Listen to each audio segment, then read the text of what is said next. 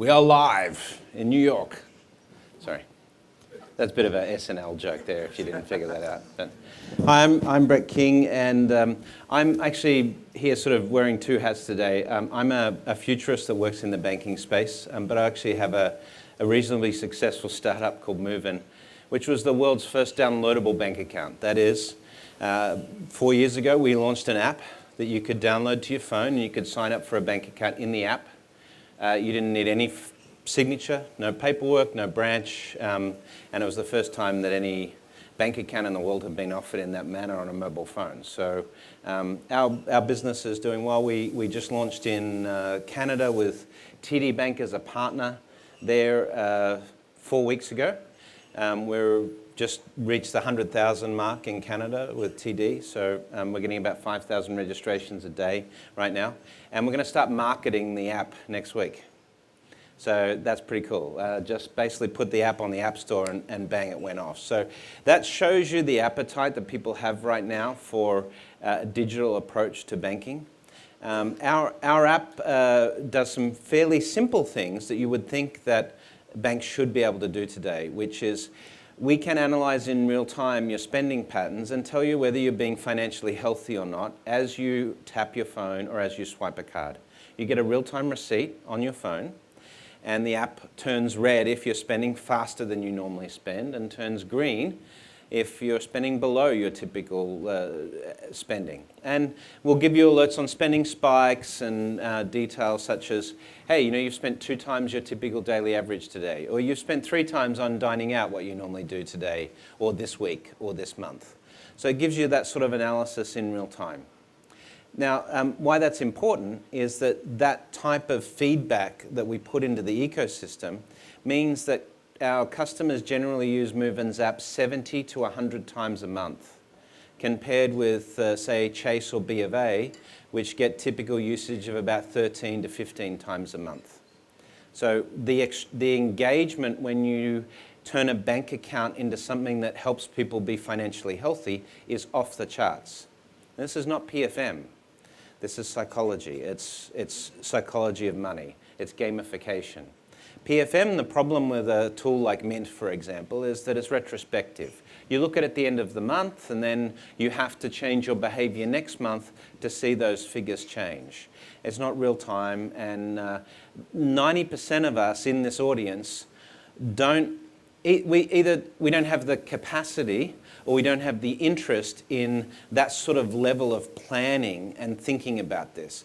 You know, payments and impact of money and how we spend and how we save, this is actually micro decisions every day that happen with the way you just go about your daily life.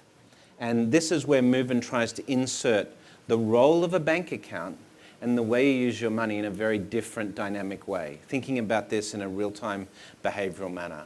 So we say Moven is more like Fitbit for your wallet than it is a bank account.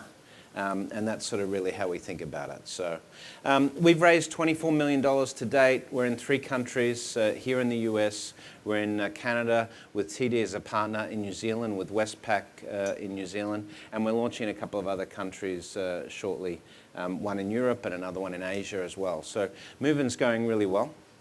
But also wear a couple of other hats. As Eric will tell you, I run a radio show. It's the largest fintech radio show in the world. It's called Breaking Banks. And we've been running that for 3 years now. We have 1.5 million listeners in 72 countries. So we sort of try and catalog all of the groundbreaking fintech things that are happening. Right now, of course, we have a lot of shows about blockchain, because that's really hot right now. But you know, there's a lot of startups working on the fringe of things in various areas of banking. I will say that one of the common things you'll see at an event like this, or the common themes that you'll see in fintech, is purely about removing friction from the system. I don't know if you saw the announcement today, but HSBC has announced just today they're closing 50% of their branches in India. Now, this is not unusual to see these types of announcements. DNB just announced 3 weeks ago they're closing 50% of their branches in Norway. Now, we're going to start to see this more and more, because what we've realized in terms of the way people go about their day-to-day financial lives is that we no longer need physicality. We don't need physical products. We don't need advice. All of those things can be done far more efficiently with code and technology than they can with humans today. Humans slow the process down. Humans add friction where it's not required. And humans add cost to infrastructure. So any bank or any financial institution today that still requires a signature on a piece of paper will be out of business unless they change that strategy very quickly. No fintech in the world requires a signature for opening an account. There's a very clear differentiation here. So when you hear about people saying, well, we still think humans important, they really don't understand the magnitude of the change that we're seeing in the space. I've just written this new book, I have to give it a plug, called Augmented, Life in the Smart Lane. This isn't actually a banking book. It's talking about how over the next 20 to 30 years, technology is going to change our life. But I thought I'd just give you a bit of a snapshot of where these technologies overlay in the financial services space. There's 4 big disruptors coming down the pipe in terms of the next 20 years. And we've had the internet and smartphones and all of the things have been very disruptive, but the level of disruption that technology is going to have in our society over the next 20 to 30 years will be unparalleled. We'll see more changes in the next 20 years than we've seen in the last 300. Now, I'm not talking about the singularity here, if you're a Kurzweil fan and things like that. I'm talking purely about how society is going to adapt to these changes. So, 4 big shifts. Artificial intelligence. I guess you saw that one coming. It's pretty obvious, right? AI. AI, where it's going to impact financial services the most is in advice. The reason AI will disrupt advice is the trick with AI is that it can synthesize huge amounts of data, make conclusions, and give advice contextually based on that data synthesis capability. And AIs will have significant advantages over human advisors, lawyers, accountants, financial planners. Just simply some of the techniques. Firstly, AIs will be able to synthesize huge amounts of data very quickly. IBM Watson, as an example, can look at 20 years of medical research documents on cancer, synthesize that, apply that to a diagnosis of a cancer patient, and have a hit rate of 95% accuracy in diagnosing cancer. A cancer oncologist with 25 years experience has a 50% success rate with the same data, because he forgets those medical journals. He can't retain that information the same way IBM Watson can. The Google self-driving car, 1 gigabit of information every second of every day that it's getting through its sensor network. Our brain can't absorb that amount of information when we're driving a vehicle to do the same analysis that Google self-driving car can. So as a result of this data, these AIs, or machine intelligences as we think of them right now, will just be able to understand you better as a human than a human advisor ever could. Now, if you think about this in terms of your finances, financial planning or investing as an example, how often would you see a financial planner or a wealth manager if you're a client of them? Once a year, maybe, for your annual visit, But this sensor network with an AI underpinning this, whether that is sensors in your home or sensors watching what you do on the web or sensors in your phone, it'll be able to suck all of that data up and know you far better than a human ever could. So that's the first disruptor, AI. Second is experience design. And this is, as we have all this new technology come into the world around us, we have to start recoding the world, thinking about the world in a different way. Every experience that we've had in the old world now has to be reframed based on technology. I'll give you a very simple example. Uber, which everyone talks about being the Uber of this or the Uber of that, but what Uber did was redesign not a taxi experience, they redesigned the entire journey experience. Even from thinking about how to onboard drivers and get them in. Did you know 30% of Uber's drivers in New York have never had a bank account when they join Uber? So Uber then fixed that. They joined forces with banks around the US so that they can onboard a driver and give them a bank account at the same time as signing up for Uber, which makes Uber the largest acquirer of small business bank accounts in New York. Right? Now, so this is an experience redesign. They've thought about the journey end to end. Now, when you start putting technology in healthcare, for example, think about wearing a smartwatch that could predict a heart attack.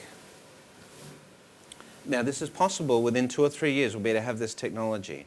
So if your smartwatch can do this 2 or 3 weeks out, then we're going to say you need to go to the doctor and get some treatment. This is urgent. But if we could do this 9 months out, what happens? We don't send you to a doctor anymore. We send you to a nutritionist.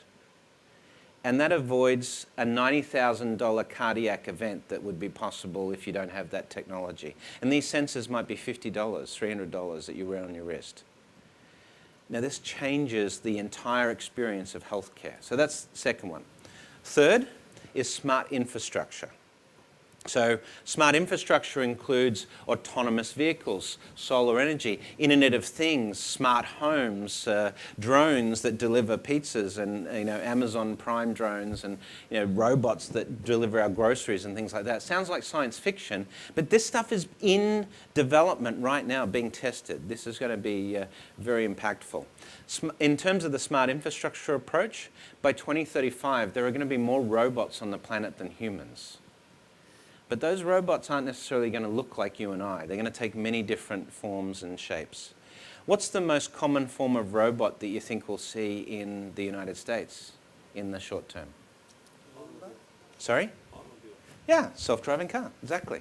Yeah, and then you've got industrial robots. We hear a lot of talk at the moment. There's a political candidate talking about bringing manufacturing jobs back to the United States. What he doesn't say is that if we onshore manufacturing again in the United States, the only way we could afford to do that is with robotics. So it's actually not going to create jobs.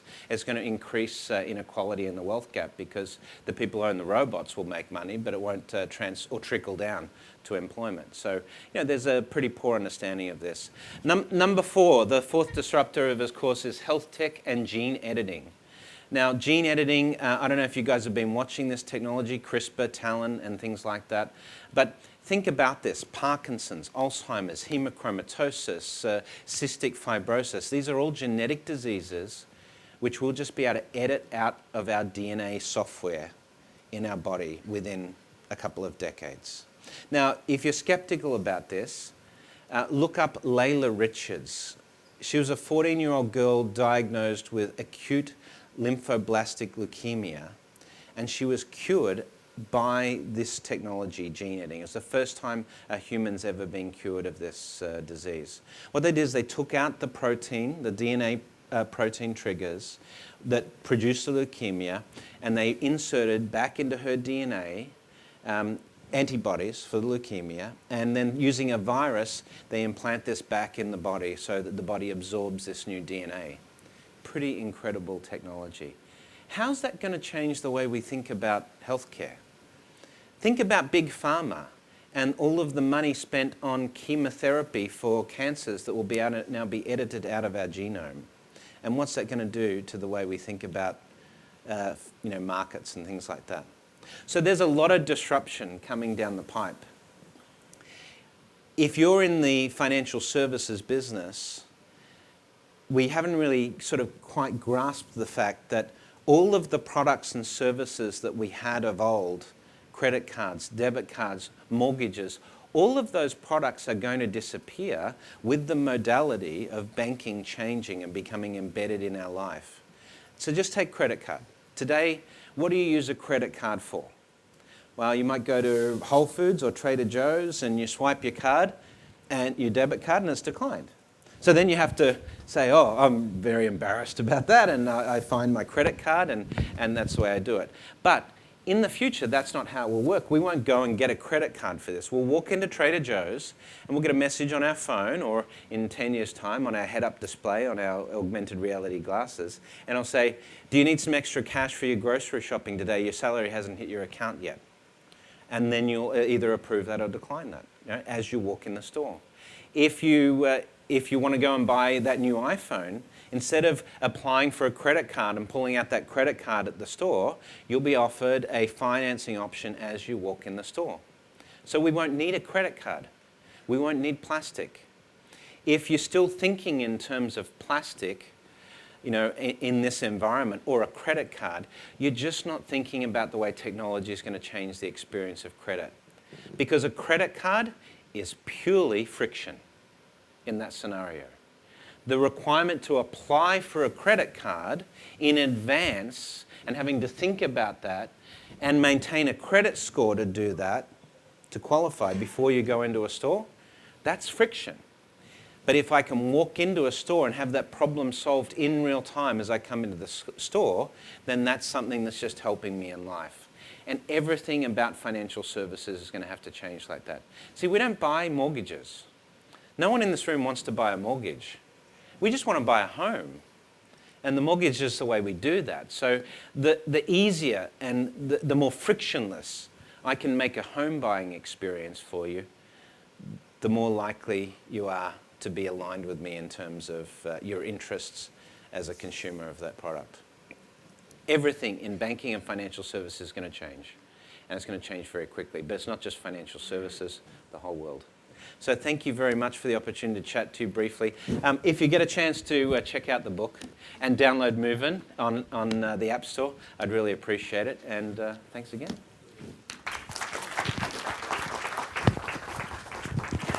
Thank you, Brett. We're gonna do questions after, so hold those. I know there are a lot. Very thought-provoking. Can't wait to read the book. Now we're going to move from the sort of consumer-facing to the back office. We're going to look at challenges in the identity space, which we all know arise from fraud, also from regulation, and for everything in between. We have Sunil Madhu here from Socure, who offers an innovative identity verification method, and he's going to tell us all about it. Thanks so much. Thank you. Thanks, Eric. Use. Switching to you.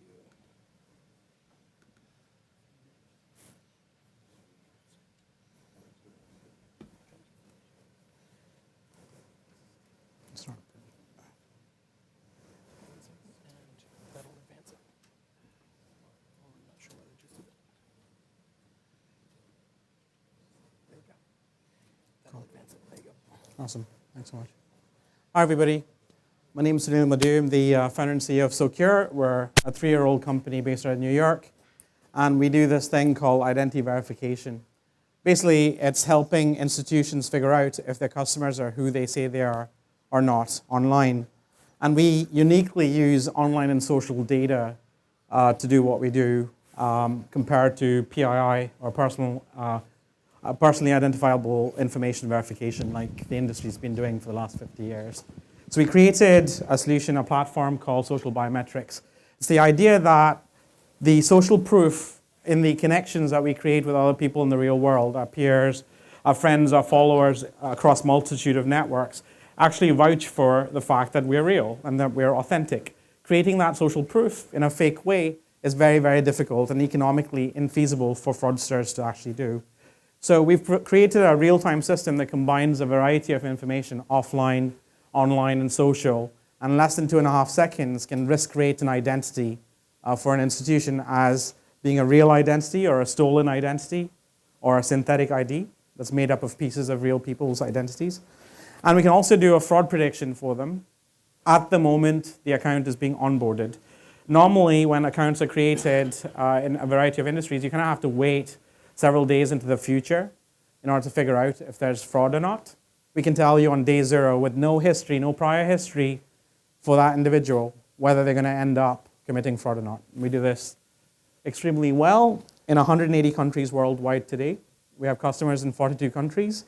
They're predominantly Tier 1 and Tier 2 financial institutions, including the world's largest remittance companies, lenders to consumers and businesses, issuing banks, payments processors, card networks, and several others. And the reason why we have this kind of presence, even though we're only a 3-year-old company and our product's been in market for about 18 months, is because the problem is actually acute. This problem of making risk decisions for people globally is acute. 180 countries in the world don't have credit systems. Those that do have another problem about changing demographics.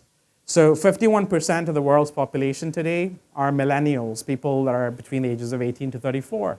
There's very little information about young people in these credit databases, which are primarily databases of public data the bureaus have been accumulating about us over the last 50 years. So they don't have coverage. More importantly, a lot of the data that the credit bureaus already have been stolen. So you can buy the data to pass the KYC compliance check at a bank for about $4.50 on the web today. So we look at newer ways to allow people to be included into the financial system.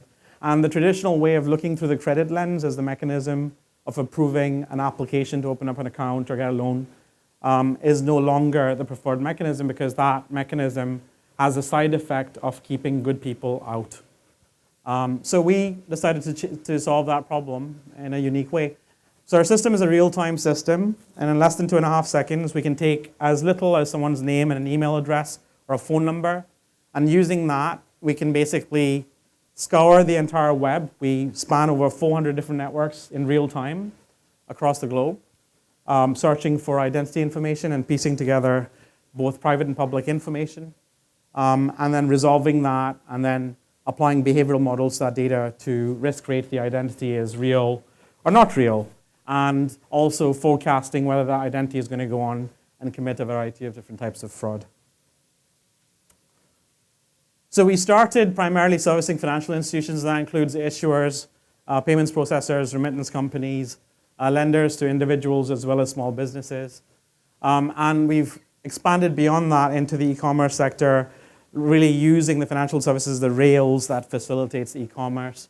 And so we work with merchant acquirers and card networks and the credit bureaus themselves that are working to OEM us as part of their stack.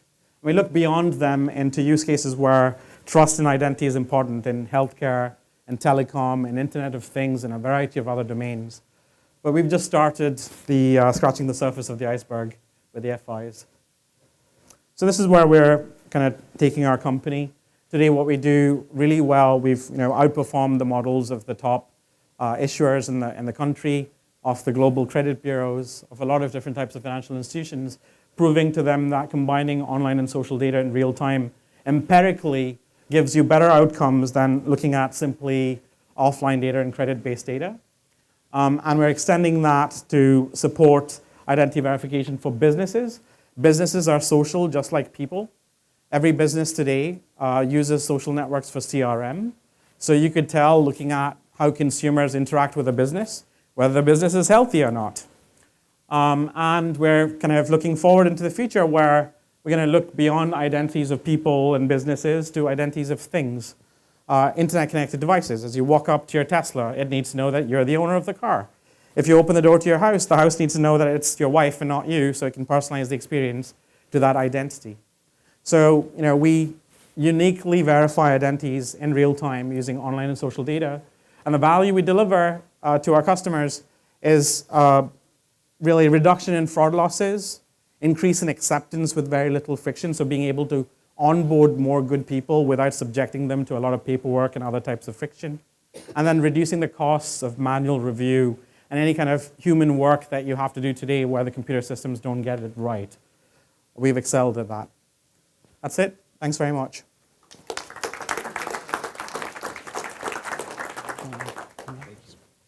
Thanks, Sunil. Very interesting and relevant. We're going to continue moving kind of down the stack, as it were. The next presenter is Mistral Mobile, which powers mobile money systems for partners. And here we have Ludwig to present. Ludwig. I'm not Ludwig. Thank you. Where's yours? Is Currency Cloud, right? Where's the mic? Oh, right here. Sunil. Oh, you want the you want the Ludwig? That'd be great. Can I get the lav? Can I get the lav? Currency Cloud, right? Oh no, Mistral Mobile. Mistral. Sorry, it's too many of these. No problem. Where are you? Here we go. Great.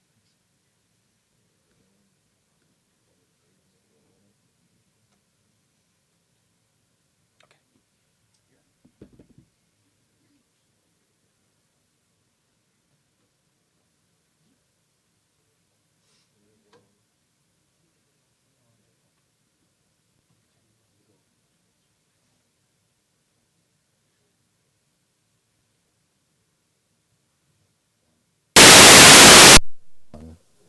2, 1, 2. Thanks, Eric. Hi, I'm Ludwig Schulze, CEO of Mistral Mobile, and now for something completely different. We're going to go back to financial inclusion. We're going to go back to the emerging markets. Mistral Mobile provides software, white label software solutions to banks and telcos, particularly in the emerging markets, to support payments, banking, and commerce. And we're going to talk about two example customers and quite a spectrum that we're seeing and a transition that we're seeing in these markets between or from financial inclusion in its purest form to what we would call consumer inclusion, where we're really going beyond traditional access. Sorry, we're not. Okay. So the first step has been financial inclusion, which is very typically an image like this, just bringing access of any kind of financial services into particularly rural communities, and is oftentimes starts off with things like airtime, top-up, bill pay, and domestic remittance as the basis for those businesses. There is still quite a long way to go before this is ubiquitous, but obviously, as you may have seen from the GSMA, as an example, there's been a lot of movement. And is often the case, it's in this form of sort of a USSD menu on an older phone. So GSMA data, lots of activity. Telcos in particular have been pushing. Banks are more and more getting active in this space as well. We all know the M-Pesa story, in effect taking almost all of the Kenyan population into their services. One little interesting, and honestly this is like web search, I'm not sure about this data, but at least this source claims, if you compare the level of Bitcoin transactions to M-Pesa transactions, M-Pesa being the red line, it's a very, very different sort of level of activity. And not to say that's going to continue forever, but you can see, I think, from here how significant the activity is.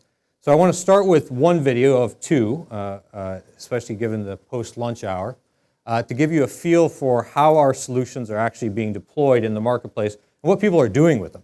This is an example where we partnered with SAP. We are, again, working on the front end, so the user experience, and SAP in this case is the back end, the transactional system that's being applied. And let's see if we can get to play.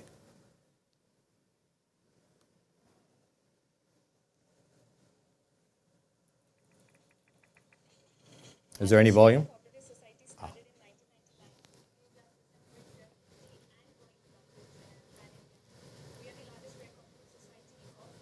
So what she's saying is that they're the largest credit cooperative in India. They have 100,000 agents, around 1 million customers.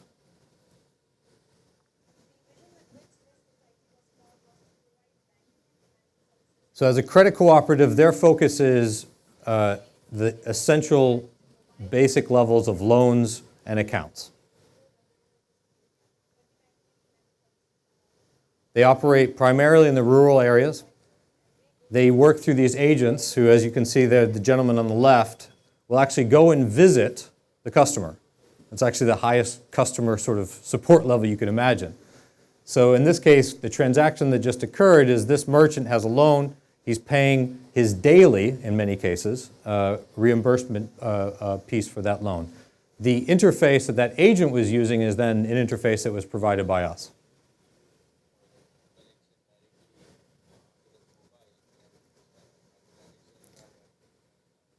So in many of the markets or many of the locations where these merchants and these customers exist are pretty far off the grid.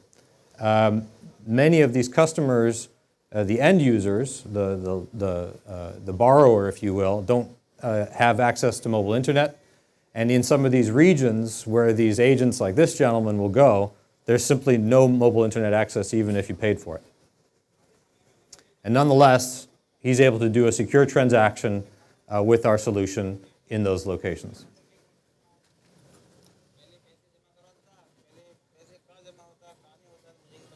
And I'm afraid it's rather boring without the sound. So I'm going to skip from there, but it gives you an idea of that very much basic financial inclusion level that remains a very important and still quite challenging problem to solve in these countries. But what we're now increasingly seeing is a step towards what we would describe in essence as consumer inclusion. And so you have all of the existing use cases of airtime top-up, bill pay, domestic remittance, et cetera, but then you're adding things like shopping. You're adding things like flights and movies and hotel booking, all into that same context. Now, not all the customers are going to be the same, but the fascinating thing, and this example is State Bank of India, largest bank in India, has somewhere on the order of 250 million customers. They're actually really not sure. But State Bank of India said, our role as a government-owned bank is to be able to serve the entire population, to serve everybody who needs an airtime top-up in that rural community, all the way up to the person who needs to book a flight on the next plane. And so these solutions now are being brought to market by quite a broader variety of people. SBI, as I mentioned, Tigo, Alipay, Paytm, M-Visa is another activity that's recently launched in India.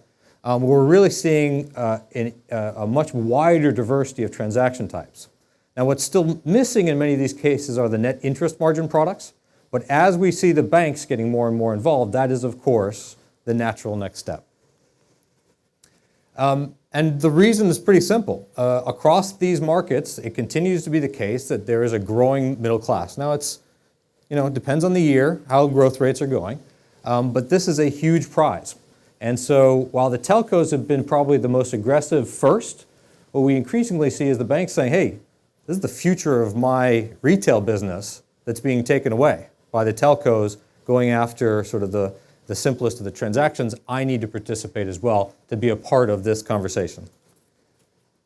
I'm going to show you this next video. Let's see how it works without the sound. But this is the State Bank of India Buddy application that is powered by us.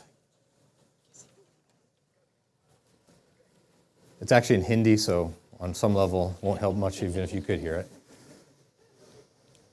So you'll see an example here where there's a military man away from home, has the benefit of being able to use the application. A woman at home who wants to, I believe it's paying her cable bill, for example.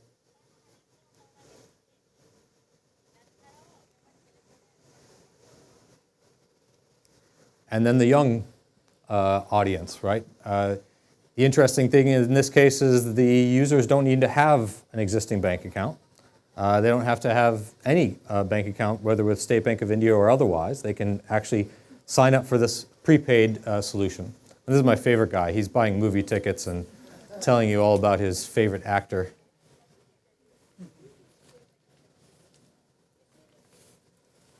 So a little bit about us.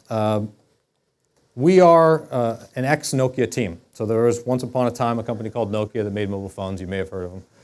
In 2012, we left. We created Mistral Mobile as an independent entity, and as I mentioned, provide white label solutions to a variety of customers around the world. We partner with Ericsson, NCR, SAP, Accenture, and Samsung to be able to reach that variety of customers. Two solutions in particular, one which we focused on today, is making it possible to take these card processing or core banking system, make those solutions or make those products available to end users and for a variety of different types of use cases. Another solution is more into the security environment, which is all about making sure that your application is actually you trying to make a banking transaction or a financial transaction. That's our M-Aegis product that was announced at Money 2020 Europe a couple months ago. That's Mistral Mobile. Thank you.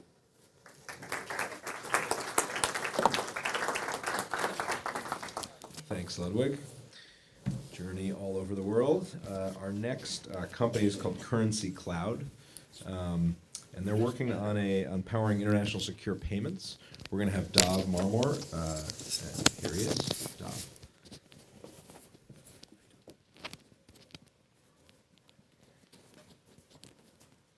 Test. Yeah, he's gonna go in the back and, There we go. and open it up.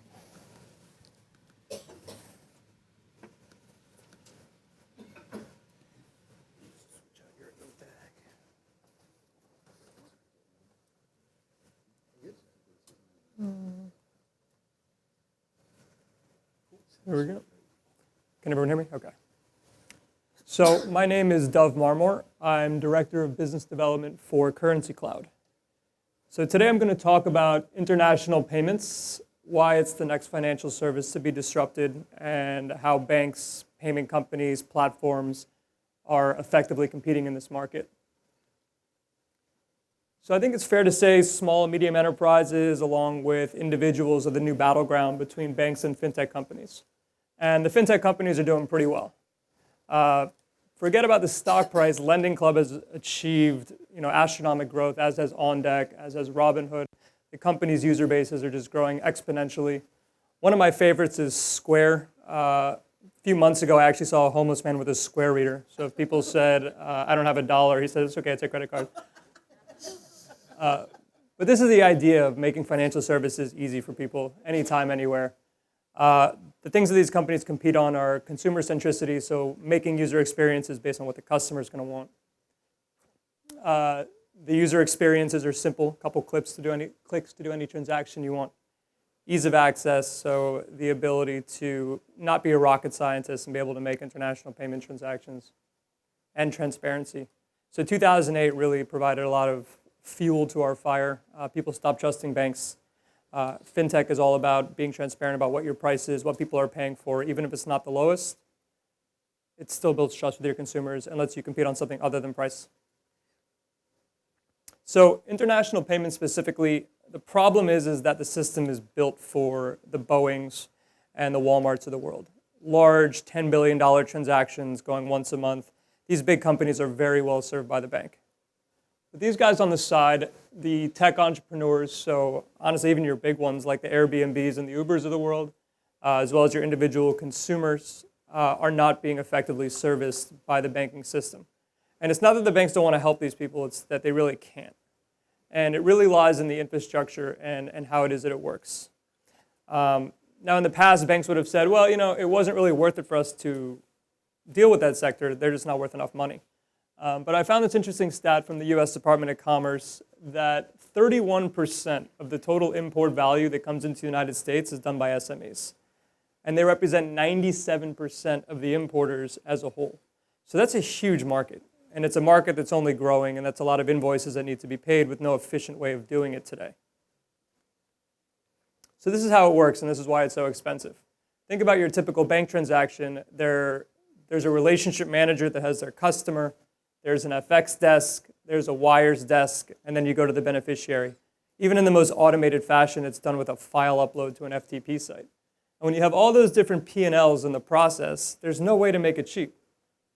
And you go to a trader with a $10 trade, they're going to laugh at you and they're going to kick you out of the building. Right? So nothing has actually been built for these massive transactions. So you look at an Airbnb today, they're still paying $10 million a day. But they're doing it via thousands and thousands of microtransactions that this wasn't built for. So to introduce Currency Cloud is a cross-border payments engine that sits behind 150 of the fastest growing payment companies, banks, platforms in the world. Essentially, they connect to our engine via an API. They build their entire user experience around international payments so they can customize it any way that they want. But ultimately, the transactions are all funneled into this single engine. So we process 10 billion a year in transactions.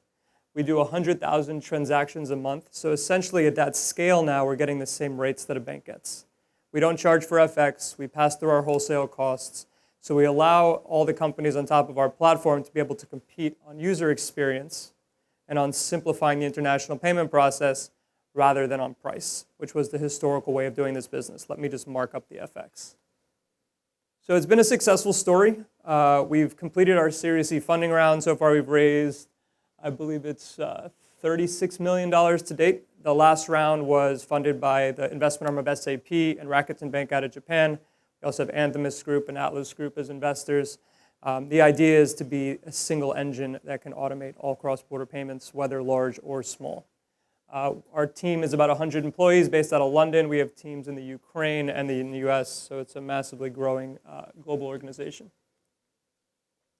So what are the use cases? TransferWise is our most well-known customer. TransferWise came up with the idea that individuals are overcharged for international payments. And there's money going from the US to Europe and from Europe to the US. So why don't we match the two in the middle and lower the cost? Now, if you actually want to go ahead and build that, you can go from country to country, and you can open up bank accounts and integrate them banking networks, and it'll probably take you 5 years and $10 million of investment capital. Or the other scenario, you can tie into an application like Currency Cloud, and our engine gives them access to 25 different currencies, 212 countries, all fully automated, and they can plug in for a fraction of the cost of actually building the infrastructure themselves. So you have this company, and they were able to build themselves into a $1 billion valuation business. A lot of it was using our platform to automate those payments. Now, I talked about SMEs. SMEs are charged between 3 and as much as 10% to make an international payment when you bring across the cost of the FX and the cost of the payment. So Agility Forex is a company out of Vancouver in Canada, and they basically said, we're going to go to all these small businesses. We're going to show them exactly what it is that they've really been paying, and we're going to start to attract that business, 24/7 online platform for trading. They started it with US and Canada as their only corridor, extremely successful, massive growth. Their customers said, well, can you pay anywhere else for us? So they went and they looked into opening bank accounts all around the world, or they just integrate to Currency Cloud. And they send us a single wire at the end of every day. Let's say they send us $1 million. We'll break that into 25 different currencies and make 10,000 payments out the back end. They don't even have to think about it. It's all automated into their platform. This is one of my favorite use cases is Seedrs. So Seedrs is an equity crowdfunding platform, kind of like Kickstarter, but if I wanted to raise money for my next payment startup.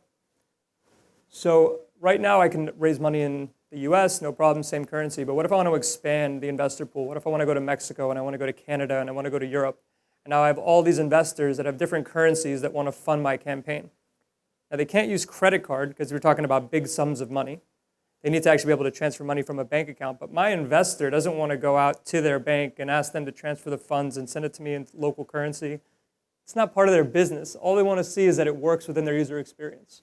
So we're actually able to allow Seedrs to collect funds in a variety of different currencies, transfer those funds seamlessly at mid-market rates. Essentially, it allows them to open up their investor base globally without having to build an entire infrastructure to do it.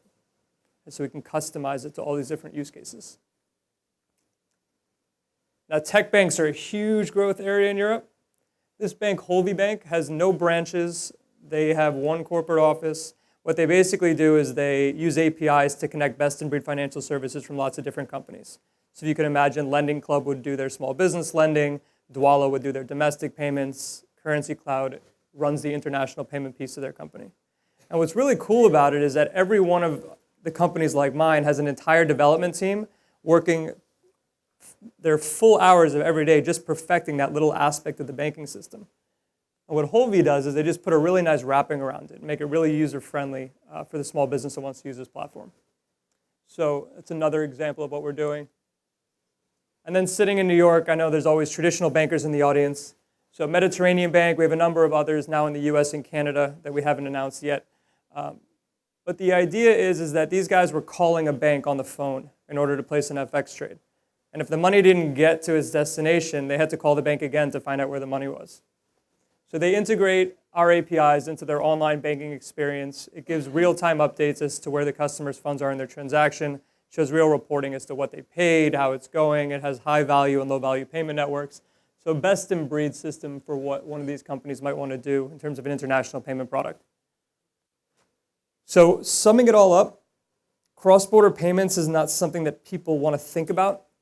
It's just a function of whatever else they were doing that day. They want to pay their supplier, they want to send money to family, they want to invest in a campaign that's based in Germany.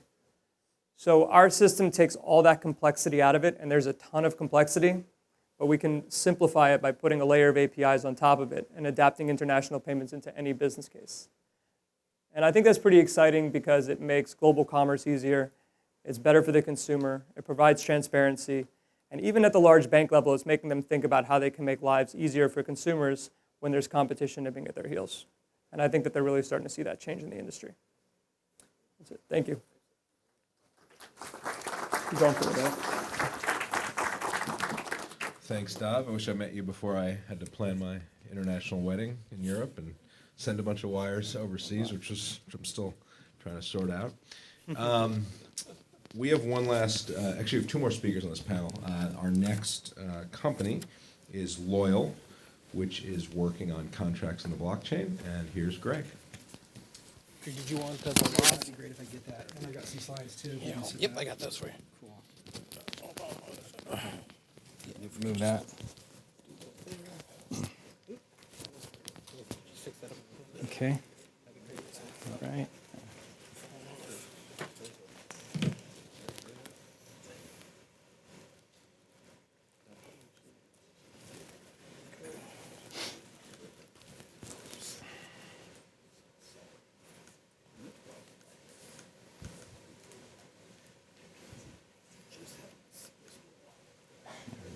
Cool, thanks. Okay. My name is Greg Simon. I'm with a company called Loyyal. You may have heard us before as Ribbit.me. We recently changed our name. I've been involved with blockchain technology about 3 years. Before that, I was in accountant, risk management, and investment banking. And although there are, oops, sorry, get ahead of ourselves there. It seems to be on. There we go. Sorry, I don't know how to, to operate it. If we could take it off of the auto slideshow so I can just do one at a time, would be great. Well, we got to the punch before I gave you my introduction.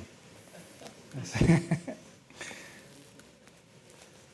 seem to be have a slideshow. Sure, I can add to full screen. Yeah, let's try that. Okay.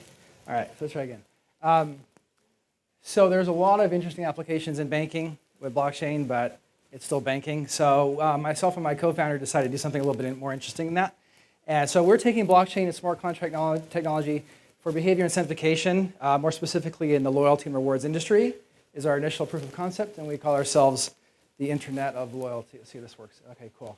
So the loyalty industry, we don't really think of it as industry because it's entirely fragmented, because these loyalty programs are effectively liabilities on isolated, siloed balance sheets.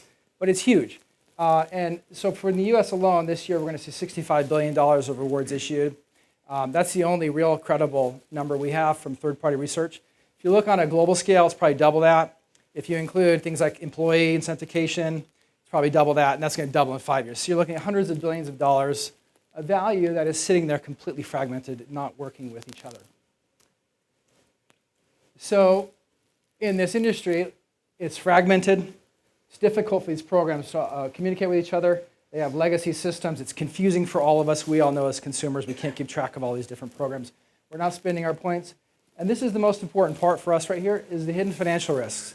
So for a program operator, a large program operator, they've kind of painted themselves in this corner called breakage, which is unredeemed points. And the industry average is about 25–30% of points are never redeemed. They have come to depend upon that almost to a point of addiction, where it allows them to inflate the profits of their balance sheets. And by doing that, they are in a position where they generally don't want you to come back to them for redemption because they're paying full value for that. And they're not reporting full value on the balance sheet of the liability. So they've created these ways for us to redeem other places. This is the reason why all of these other redemption options exist. It's not because they want you to have convenience. It's because if you redeem it somewhere else, you can have a stealth devaluation of the redemption, and they're not paying full value for that liability on their balance sheet. But it's incredibly cumbersome and expensive to do. So you can see here, this is actually kind of outdated. This was me up here logging into my Advantage Miles account, purchasing a room I was staying at in Omaha with my miles. And it's worse because Americans since devalued their miles. So that would cost me about $465 of value to do that transaction on the American website. At the same time, if I go to the Hilton website, find the exact same room, it costs me $131. And so I'm losing 72% of my value to do that transaction. Now, it's not fun to do. I've got to go into their website and do all these cumbersome things. There's two reasons why we're losing our value for that. One is because, again, that breakage that is the hidden liability on their balance sheet that you're not seeing. They want it redeemed at less than full value so they don't have to report a loss that they're hiding from us. But also, this is expensive to operate because these two balance sheets don't trust each other as in any other payment. These are micro payments, and so to facilitate this, we're paying probably about half of this is the cost of this transaction. So this is the initial problem that we're solving in the market. By using our universal platform we built with blockchain, we can remove all of that cost of doing this transaction. And for the consumer, it's much easier. So imagine if you are boarding your plane and you get your miles as soon as you check in at the gate, because we've verified that you have done that behavior. You're probably not going to jump off the plane and ask for a refund. You walk in the hotel and you can pay at the front desk with your phone as if it was any other currency. More people will do it. They can still have a lower valuation, and they can remove those liabilities off their balance sheet at less than the full value. So these are sort of the four main things that we introduced to this market. Initially, the interoperability that I've highlighted, the ability for these different programs to communicate with each other dynamically in a lower friction environment. Multi-branded coalitions, which is the real game changer structurally, we'll talk about in a second. The dynamic issuance and redemption, this is customizing the incentivization based upon the lifestyle of the agent. And the liability management, which I already covered a little bit. So it goes far beyond just solving this liability problem for these program operators. We're creating a new paradigm of incentivization, where we can see here we've drawn a picture of a relationship network. Every organization is nothing more than a relationship network. You've got an airline on top, a hotel, a bank, and a retailer, and you've got your consumers down here. In the current model, the only thing they can do is this left track. I go to a hotel, I earn a hotel point. It can't be anything more than that, because as soon as I get that point, nobody knows where it was issued. It's just a digit on a database. If we replace this with blockchain, I can go to a bank, I can get a token that's co-branded as an airline, as a bank, both of them at the same time, because we know exactly where that was issued, has a digital signature. And so now I can spend that as a bank point, and the bank sets the value of that redemption, or I can spend it as an airline point. The airline sets the value of that redemption. It's both at the same time. This part over here is even more cool. We've got the consumer has been given their own loyalty program to operate. It's triple branded by the airline and the retailer. And now you are out issuing your own rewards with the brands of these companies on them because the gate agent did something that you liked or the porter was nice to you. This is a coalition. Think of Plenty at Amex. Except Plenty can't have these unique branding in the middle because their technology doesn't allow for it to happen. So we like to call ourselves, well, we like to say that Plenty is a poor version of us. Issuance as well. Issuance, right now it's very difficult to issue points with a trusted third party because it's different than redemption. If you let somebody issue debt on your behalf, you could very easily go bankrupt. So they only do this with very trusted partners. And economically, this is preferred over redemption. But if you're on a blockchain, you know you permission only specific wallets to issue on your behalf. You know exactly what's issued real time, and you can track ownership of that token. So now anyone can issue points on your behalf. We're actually working on a proof of concept now with Emirates Airlines, where they want Skyward miles to be issued by every device in the world. It's effectively risk-free profit, and every one of those comes back to them as a new customer. So these are our current partners. We just announced a few weeks ago, we have a strategic partnership with Loyyal. We're one of 5 blockchain partners they've selected globally to approach clients for loyalty solutions. We're members of the Hyperledger project, which is working on, together with IBM and others, a standard for the consensus layer of blockchain. We're members of the Blockchain Council at the Museum of the Future in Dubai and Cobolo.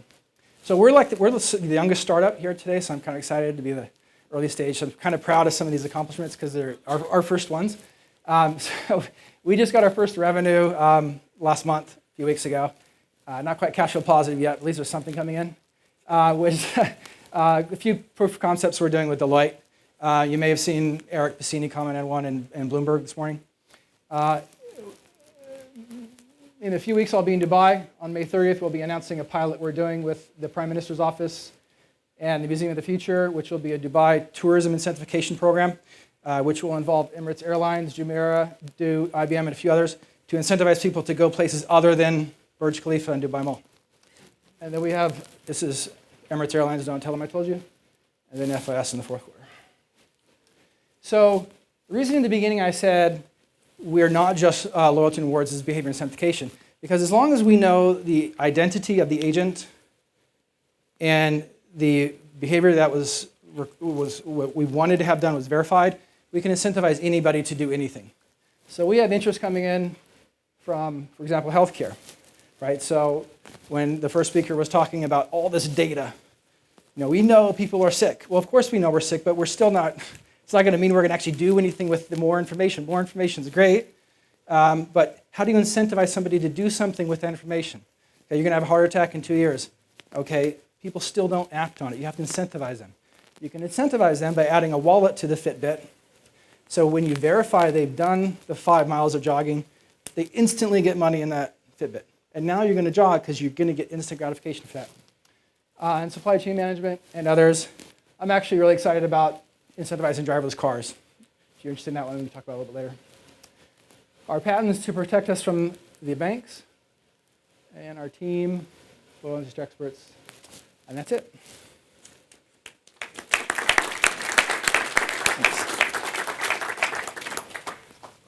Thanks, Greg. Really good stuff. We've got one more speaker on our panel who looks like he just walked in the room. So all these innovations and that you've been hearing about require somebody to back them and invest in them. And we have one of the top fintech investors in the country, which is Matt Harris of Bain Capital. Matt, all yours. Thanks so much. Hi, I'm Matt Harris with Bain Capital Ventures. Ordinarily, at this point in a talk, I deliver some incredibly funny jokes and some really trenchant opening remarks, but I've got 15 minutes to go through 15 years of fintech history.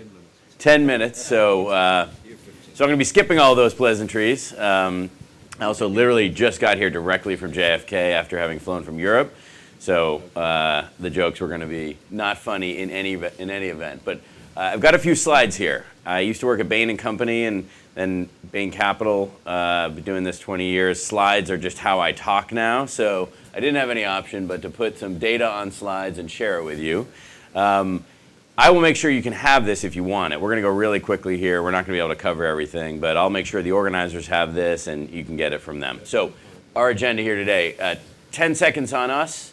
We're going to talk about 15 years worth of fintech investments and then the exits that have resulted from those. I'm not going to go through all the trend stuff. It would be a longer talk. And then a little bit about where we're focused.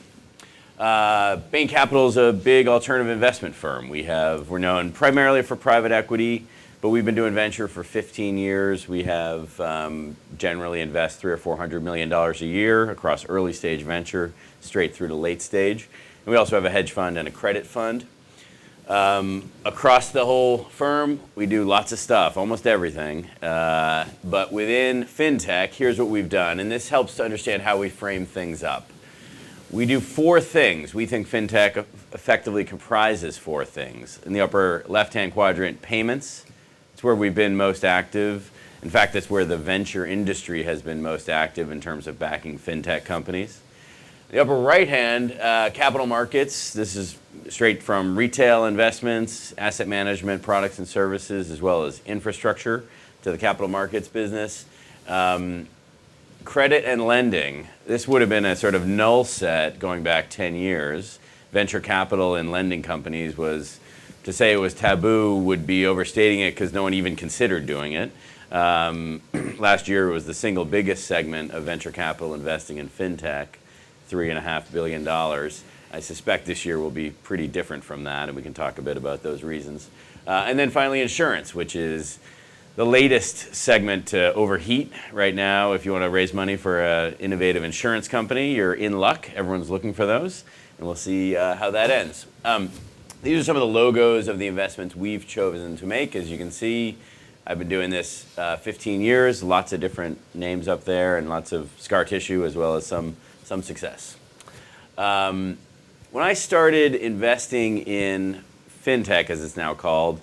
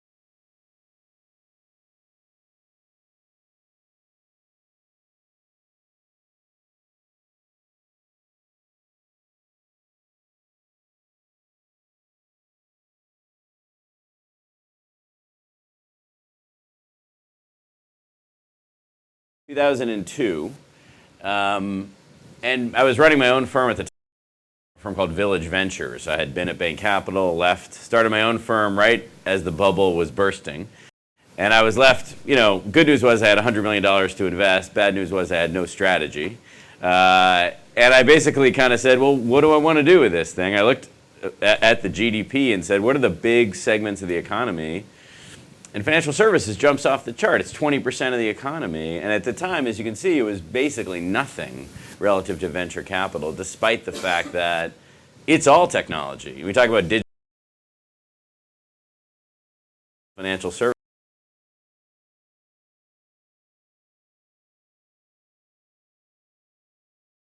I would kind of challenge you to present to me an analog financial service at this point. The whole thing is technology. And so felt like an opportunity. For a long time, nobody agreed with me. Not quite 40 years in the desert, but definitely a bit of a dry spell. And then things changed. The financial crisis kind of convinced everybody, most notably entrepreneurs, but then venture capitalists who follow entrepreneurs around in a sheep-like fashion. And everybody caught on to the idea that maybe the big banks and broker-dealers and insurance carriers were more vulnerable than it seemed. More vulnerable to entrepreneurial sort of attacks, if you will. And when Silicon Valley figures a thing out, they really figure it out. And so we've seen doubling, tripling, quadrupling. And in fact, you go back to when I started, sort of less than 1% of all venture went into fintech, and latest statistics are having it, quite close to 10% of the venture industry. Still less than financial services as a percent of GDP, but it's just a dramatic change in the mindset of how entrepreneurs and investors think about whether this thing is inbounds or out of bounds for them. It's most definitely inbounds. The peak for all, really the venture business for sure, but definitely fintech was around the middle of 2015. There was, at that time you could get, I know it's only 6 months ago, 9 months ago, but it feels like a lifetime ago. Anything was getting funded, valuations were through the roof, enormous checks were being written, in particular again to lending companies. There's been a come down since then. I'm virtually certain Q2 will be less than $1 billion, and we may be in a return to numbers we haven't seen since 2013. We're in a little bit of a backlash phase, and I'll talk a bit more about that. You're already starting to see, this is hard to read, but this chart here is actually a really important one. It shows the number of financings by size of financing. And this is a very predictable pattern. If you have a bunch of early stage financings in 1 year, you're going to have a bunch of late-stage financings 2 or 3 years hence. That's just the life cycle of an entrepreneurial venture. In 2015, even in the midst of this ballooning of dollars into fintech, we actually saw fewer of the 0 to 5 category. So the seed corn of our industry, there was fewer of those companies generated in 2015. As I think, frankly, and again, entrepreneurs figured this out, sadly, before venture investors, but I think entrepreneurs were starting to get the feeling that some of these segments might be overheated and are thinking about other categories to pursue. And so we'll see, but inevitably there'll be a knock-on effect in future years and the dollars will taper, which I don't think is a bad thing particularly. This again is a bit of an eye chart, but let me hit some of the critical points. As mentioned, fintech is many things. It's those 4 things primarily. It used to be largely payments. If you go back to the first decade of the century, fintech effectively was equivalent to payments. And then you saw these categories like lending and personal finance and digital currency here, which is the 4th from the top, really come out of nowhere to be major contributors to, again, what entrepreneurs and venture capitalists are focused on. And then, alarmingly here, of course, you see in 2015, lending becomes the story all of a sudden. And in particular, 9 of the top 10 financings in 2015, if you go through the names here, SoFi, Avant, Affirm, Avant did another one, SoFi did another one, Prosper, LendUp, Cabbage, Behalf, these are all lending companies. So the story of 2015, even though if you look at the companies that had already gone public, On Deck and Lending Club, Those stocks were getting destroyed last year. Now they've redefined destroyed this year, but even last year they were having a tough time. Despite that, venture capitalists thought that this next crop of lending companies would fare better, and invested, nearly $4 billion in them, and we shall see how that works out. So that's sort of where the money's gone across the time frame. The sector's gone from non-existent to second or third largest segment within all of venture capital, and you've seen major shifts and fluctuations between and among the subsectors. Part of that is because the exit picture, again, this is the sort of inverse. We put all that money to work in the hopes that this sort of thing will happen. This got people's attention. These major $10 and $6.7 billion worth of liquidity flooding into the people who'd invested in this period of time. And thus, all of us who drive in our rearview mirrors, we look at that and we say, well, boy, I'm sure the next dollar will have the same result. You can see, though, there's a lot of data here, but if you just look at average exits, this is defined, this is a sale to a strategic, sale to a private equity firm, or an IPO. The average exits here, the medians and the averages, these are not the kind of numbers that make venture capitalists sing with glee. Medians in the $50 to $100 million range, and even averages in the $100 to $250 million range. So these are good, solid exits, but these do not provide enough juice to reward the $9 billion of capital that are going into the sector on a run rate basis. Most of the real juice comes from IPOs. And we are now entering, after the lending club crisis in particular, what all believe to be a somewhat fallow period going forward for IPOs. The punchline being that, fintech has attracted close to $20 billion of investment in the past 5 years. In order for this all to work, that's got to turn into $60 billion. It's got to triple for the risk-seeking investors, profit-seeking investors who are willing to take risk but need 3x multiples on our money. And there's a real conversation right now about where's that $60 billion going to come from. We thought the public markets, now we're less certain of that. The banks have not been aggressive buyers. It's really not obvious that they can be, given their scarce equity capital. So everyone is as convinced as ever that the opportunity, the addressable market for entrepreneurs within these 4 massive segments of the global economy is as important as it's ever been. But everyone's scratching their heads to understand this flood of capital, how it's going to be remunerated, both the entrepreneurs and the investors, for the risk it took. So that's really, these are the names of the companies that have exited. As I said, I skipped the trends. Let me do 30 seconds on where we've been focused and where we're focused. And I'll end on this slide. So here we're comparing the venture industry, where the average dollar's gone to where our dollars have gone. The big delta here is this corporate technology for the CFO, primarily commercial payments. So merchant payments and consumer payments, hyper-competitive, razor-thin margin.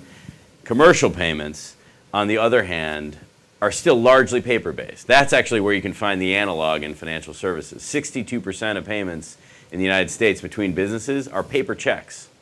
So we've spent most of the past 5 years finding the leading companies that are solving that problem, that are introducing digital solutions to move money between businesses in a way that is obviously very disproportionate to the average venture firm. Again, we may be right, we may be wrong, but we found it useful to be different than average, because average is average, and you don't stay in business being average. So you have to be different in some way. For us, that's been a dramatic over-indexing on B2B payments.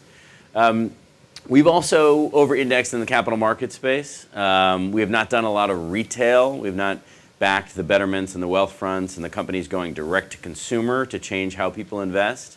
But we've backed companies like IEX. If anyone sort of studies the equity capital markets, IEX was the protagonist of this book, Flash Boys by Michael Lewis. They're a stock exchange that works for investors. That's been a really exciting, fascinating, more of a sort of wholesale investment than a retail investment, but it's been a good one for us. And we backed a robo-advisor called SigFig that, instead of marketing on TV to you to be your wealth manager, they work through and with banks and just raised $35 million this week to continue to pursue their vision. So we've done a lot in capital markets. And then finally, we agree that insurance is a big opportunity. We think commercial insurance more than consumer insurance, and we've done some work there as well. We are continuing to watch digital currency. We saw a great presentation just here today about the use of blockchain, not involving Bitcoin particularly. And that's a theme that, again, we continue to watch with interest. We helped to create something called the Digital Currency Group, which comprises effectively a holding company founded by Barry Silbert of 75 of the leading digital currency companies. It gives us a really interesting perch to see the data of who's got traction and in what categories. And I'll just say it's early days for everyone in this space.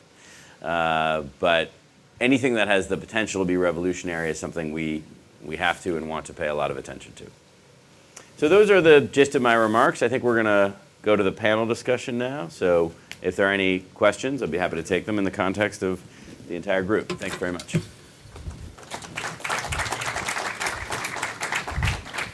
Thanks so much, Matt. Every time I hear him, I learn something new way of looking at things. Why don't we bring everybody up who just was speaking, and we got a little bit of time for Q&A. So maybe what we'll do is go to the audience, get 2 or 3 questions, then we'll sort of divvy them out to the group. So, questions, ideas, thoughts for our panelists?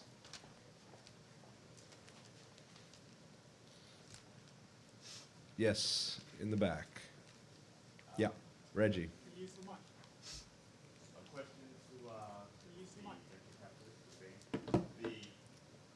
any potential for companies or companies to give you a 3 to 6 or 3 to 5 times return from actual operation versus liquidation from a liquidity event?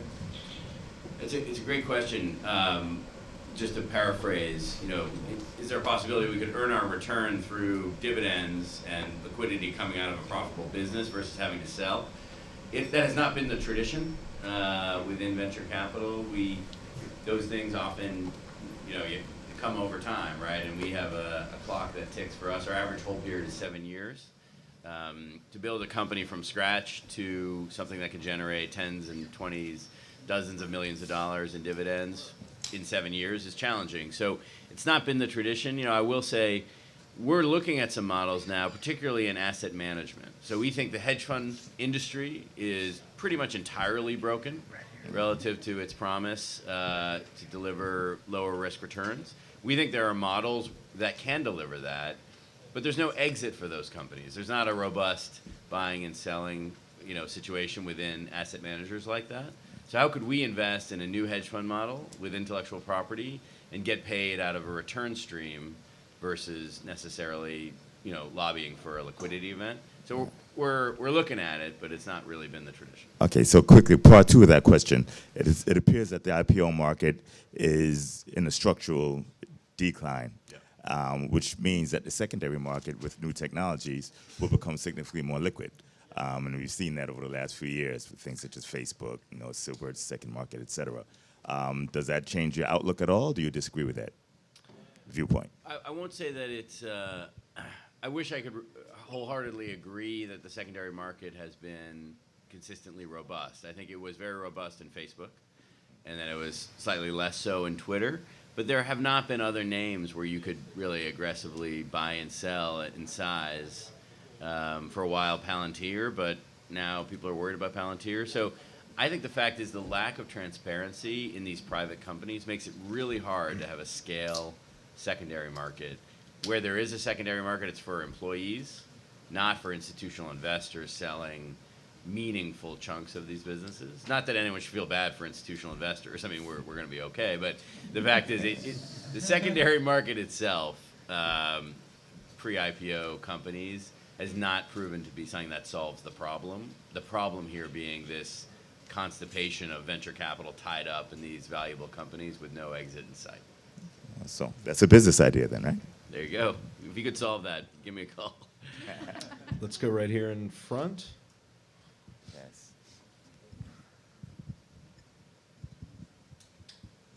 Hi, this is This is another question for Matt. Matt, you may not remember me, but I interviewed to work at Village Ventures in 2001. Good to see you again. Nice to see we ended up in the same place. Full circle. So you're looking at making outside returns in a really interesting segment, but in a very mature market with an aging demographic. And the developing world has much greater sort of risk reward. It doesn't look like you're doing much in the developing markets, and I was wondering if you're looking there at all. Yeah, so right now I have 2 live deals, one in Africa, one in Brazil that I'm looking at.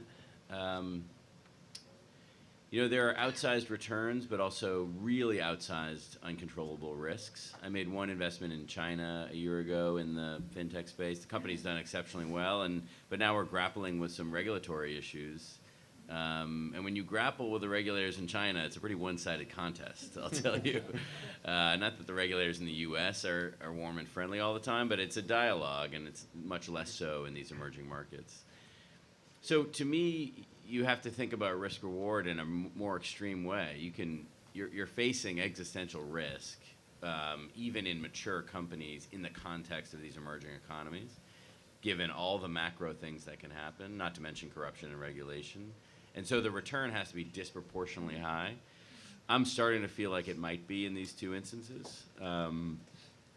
But no fortunes have been made yet. Even as you've seen things like M-Pesa take off, there have not been a startup ecosystem that's been formed that's shown to generate value and liquidity. So in the next 20 years, I need to be all over that. In the next 2 years, not sure. Let's go to the gentleman in front.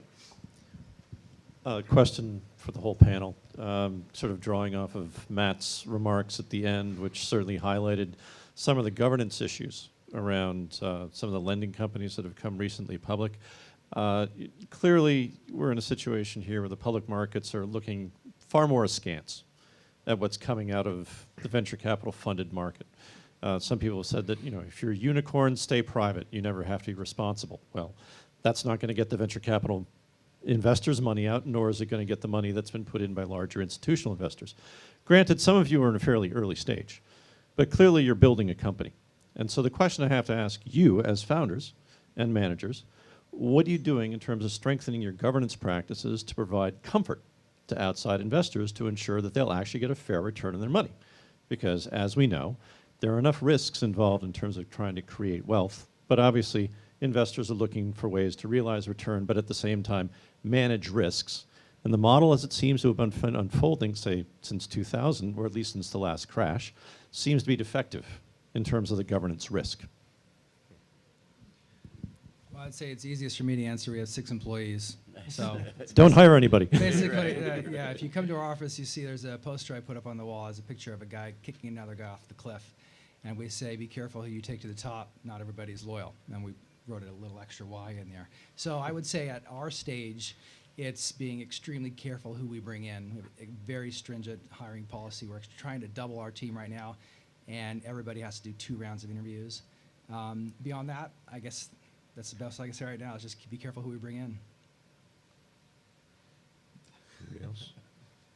I mean, look, I think it's a great question, and I think the problem, and I'm not sure whether you guys agree with me, is we have investors who are absolutely focused on these subjects, right? It is one of 100 things that we're worried about on a daily basis. And so, yeah, you've got to put yourself into the position that you're dealing with these subjects. Certainly, we, in our role, don't touch. Thank you, Leon. We, in our role, are not a regulated entity. We're supporting others and working with banks, especially, incredibly significant governance kind of concerns that they have that they also impose on us.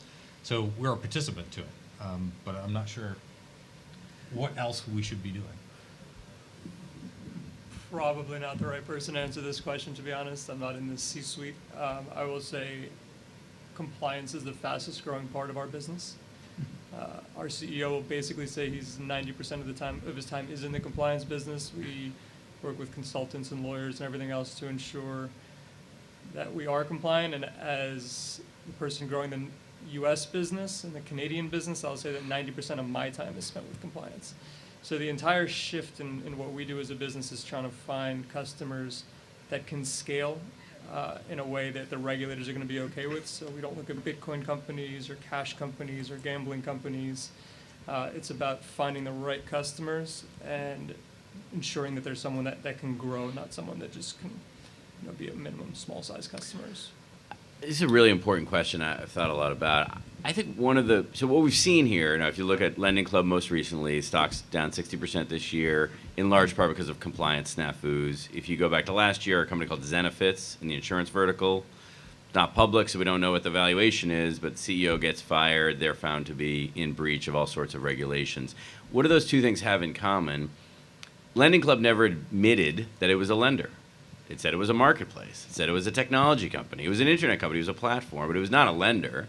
And Zenefits would not cop to being an insurance broker. They were the next generation of HR software. But one was a lender and another was an insurance broker. But when you deny what you are, it cuts against an ethic of compliance. There's a lack of integrity in that, and it's somewhat endemic to fintech, because the traditional valuation metrics for lenders, for payments companies, surely for insurance brokers, for broker-dealers, they're not great. Nobody really wants to trade at a multiple of book. And for some people, the instinct, therefore, is to say, well, clearly I'm not that thing. But it turns out when you say you're not that thing, you don't have the compliance rules you need to be that thing. So to me, this is all about this delusion that fintech is all tech and no fin, when it's clearly a balance of the both. Well, we look for the next question. Maybe pass the mic to the back. I want to interject a question here, probably for Greg, but all you guys can chime in as well. So let's look at innovation again, because we're kind of tilting towards financial markets. Let's think about what's coming next. And it sounds like your technology is your vision, sort of taking the loyalty industry as sort of an old school or analog, starting point. What happens down the road with that? I mean, where can this go when you break some of these silos down and create a lot more transparency? Obviously, I'm biased towards blockchain technology. I think that there are a lot of problems that can be solved with blockchain technology, but there are a lot that cannot. I'm not really that optimistic. A lot of core banking functionality can be disrupted with blockchain anytime soon. There's just too many obstacles to overcome. But there are other places that maybe not as sexy for venture capitalists or startup founders that where you can get a lot of value from that. Things like operations or general like us, relationship authentication. It's much bigger than just loyalty programs. You can optimize any relationship with micro value authentication. I think we'll see a merge between IoT and blockchain, and then authentication component on top of that, and then that's where we'll see, I think, a lot of the disruption coming at that point. Great. Yeah. Hi, this question's for Dove and Matt. I work over at a bank, and we're focused on. This is on? Okay. We're trying to get new digital capabilities, so we're looking at different industries that have a little bit higher returns. So lending was one of them. Also looking at cross-border remittances, consumer remittances. Are there any spots that we should be looking at that have nice returns with maybe less risk than lending that are kind of coming up in this fintech space? Go first, Steve. Sure. So I guess I can speak to cross-border payments specifically. I think banks typically took a margin of around 3%, but we've seen as high as 10% when you see FX and payment fees built into it. Using platforms like ours, if we can actually aggregate all that payment volume, we can drive down the cost. And we've flipped that business model on its head, that we commoditize the FX piece of it and focused on the platform and the automation side. So for a bank, I'm not sure which bank you're a part of, but if you're a smaller bank, Citi. Part of Citi. It's getting smaller, but still. Startup bank. The idea for Citi is really, I think that you guys want to build innovative products quickly, and you can't do that off of the core system. That's right. So companies like ours will come into the fray that if you want to build some new piece of technology for a specific industry, you can do that in the cloud, you can do that on top of an existing infrastructure, and you can do a full proof of concept for 3 months to a year before you actually invest in connecting this system to the core, if you ever decide to do that. But I think it's speed to market and the ability to test that's kind of the difference that we offer a bank of that size. While I don't ever see you taking your core, global business and putting it on top of this platform. Yeah, I think the real question for banks now is, the arc of this was there was a chapter of FinTech where it was, as I described, all about entrepreneurs taking share from banks. But now the banks have definitely woken up to this, and some of them see FinTech, the use of technology by entrepreneurs to attack financial services, as a threat. But increasingly they see it as an opportunity. How can they partner? How can they use their regulatory footprint and infrastructure in combination with these entrepreneurs to delight their customers and earn higher margin? That's going to be with us here for the next 5 years. That's the important thing for Citi to be thinking about. And look at your businesses and say, where do I need to own all the stack here? Where can I share the stack with an entrepreneur? Maybe the startup does the interface layer and I do the plumbing layer, and together we build something amazing. And where do I just want to kind of resell their products? Maybe in lending, like JP Morgan did with OnDeck, you don't want the paper, you don't want the risk, but you do want to serve the customer base. So to me, it's looking at the businesses you're in, thinking about that spectrum from do it all yourself and learn how to innovate to resell someone else's solution and all the partnership variations along the way. Specific segment that we should be trying to either partner or build ourselves? Like, do you think we should build our own online lending platform, or like that's just an example? Like, should we partner with a lending club or buy their loans or something like that? Like, is there any specifics vertical that you think is advantageous for banks to go after? I've been surprised that more banks haven't focused on insurance. Insurance, you're not going to become a carrier. You're not going to manufacture insurance products, but the brokerage of insurance products is an enormous addressable market. You own some huge number of U.S. households, particularly in your card business. If you have enough level of account control with them, you should be able to have an insurance conversation with them. And then on your commercial side as well, again, you have huge amounts of data. You've got great relationships with CFOs and treasurers. And there are just enormous flows there that you're well positioned to be involved with if you focus on it. So I've been surprised that no bank has really made that a focus yet. Thanks. All right, guys, we're out of time. Thank everybody for this great conversation, and pick it up later. Good job.